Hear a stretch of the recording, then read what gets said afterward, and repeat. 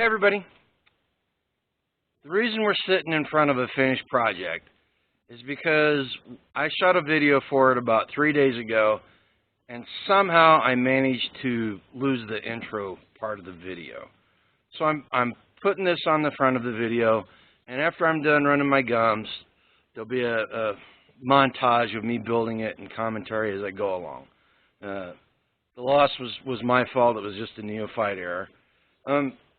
So the project was building a wood crib.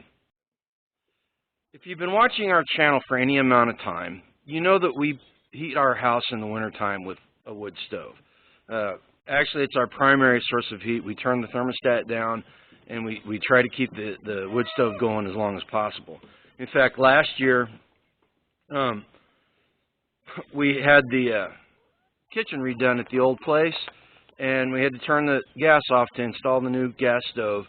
And when we turned it back on, we forgot to turn the gas back on to the furnace, and we heated our house all winter long on a wood stove.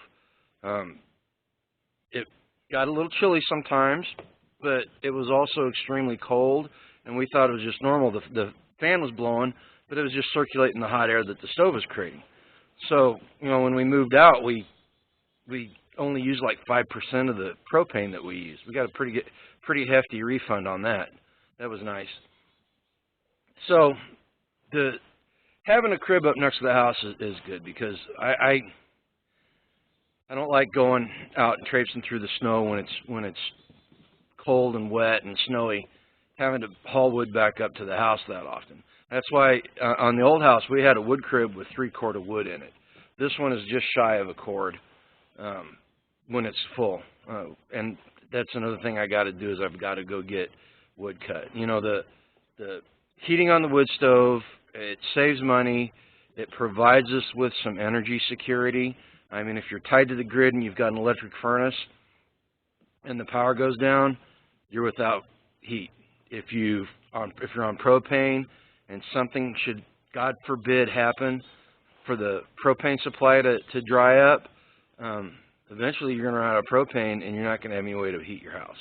So if you're living in a remote area like we are, or if you're living in the city too, if your locale lets you have wood stoves or fireplaces, I'd use them. I'm a huge advocate of it. You know, and if you're out in the country, it's really important, because if you're on electric furnace, power goes out here, rural communities are the last ones to get restored power. So I'll stop talking, watch the video, and when it's done, I'll give you a recap and we'll be done with it. See you soon.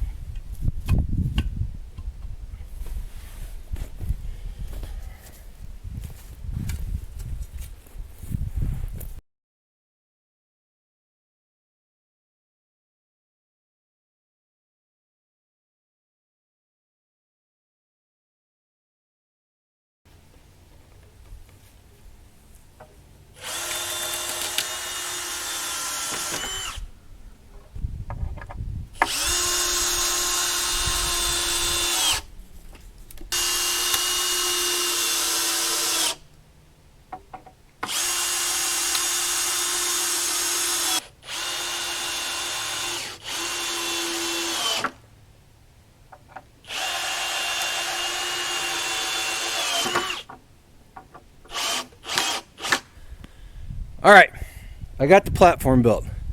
Had some camera problems while I was doing that, so I didn't get any action shots in between. Hope you understand. So the platform's 87 inches wide by, 87 inches long by 4 feet wide. I'll be able to get almost an entire cord on here after I'm done, which will be nice, because that means I won't have to be hauling wood back and forth as much in the winter when it's all snowy and cold. So the next step is to figure out how to put walls and a roof on it. So the walls, I think I'm just going to clad them in a pallet material. You know, go get some wooden pallets and tear them apart and just put the slats on the side just to make it look good and to give it some weatherproof. And the roof, I'm going to make a slanted roof like what's on the feed shed over there. And eventually, once the chicken coop's done, it'll have a slanted roof like that as well. And it'll slant this way, and we'll put water catchment to get any rain that comes off of it. And I'm not sure what we'll use it for. I'm thinking in the summertime, if we get some rain in the spring, it'll make it easy to put an automatic dog waterer out here, so when the dogs are outside, they got some water to drink. I don't know. That's down the road. We'll figure it out. First thing I got to do is get the supports for the roof structure and get that going. So let me get on that, and we'll see how it goes.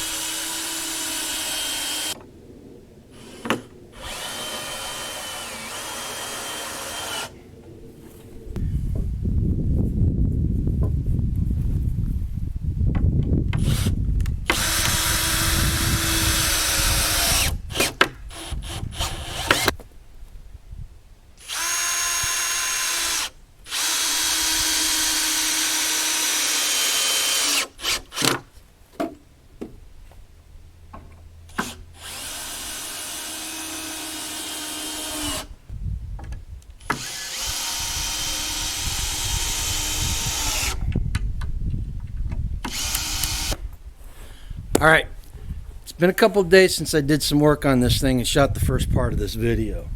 We got busy building the chicken coop and doing some gravel work and other things around the house, and just it kind of slipped by the wayside.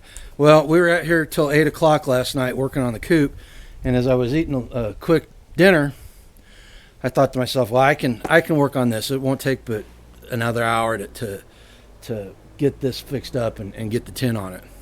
So I was out here till 9 o'clock last night working underneath the lamp, and as you can see, I got the beams on, and I got the tin up there. The only thing left to do is I've got it clad both ends with some sort of wood. Yoda and I were talking, and I think we're going to use the live edge wood that we had. We're going to use as wainscoting in the cabin. I think we're going to put that on there. In fact, she got so excited when we were talking about it that she wants me to build doors on that now. And I was like, okay, that's still under consideration. That's not a done deal.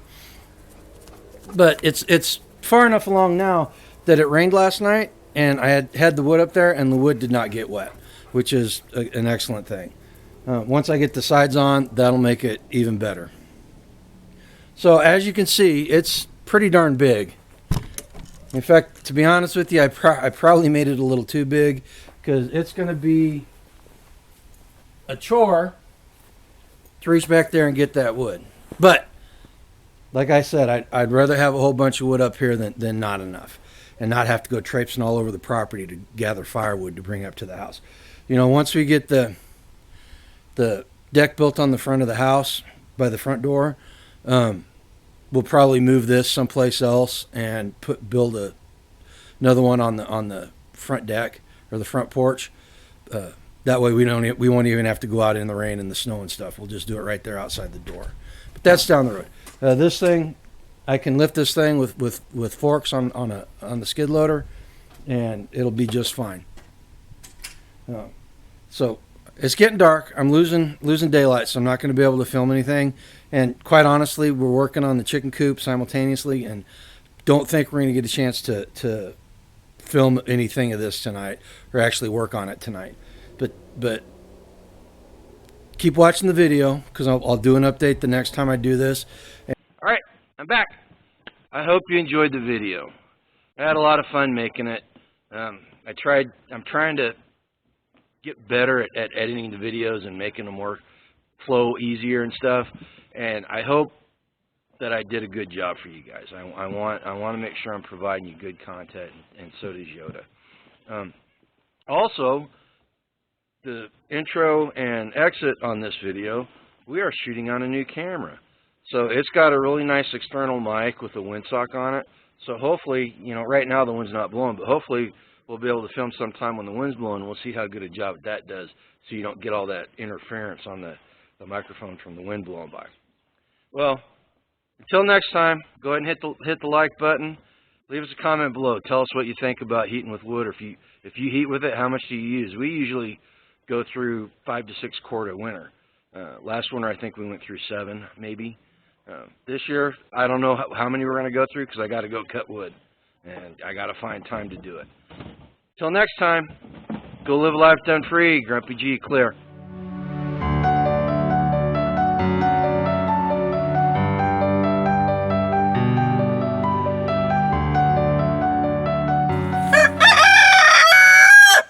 Thanks, Milo.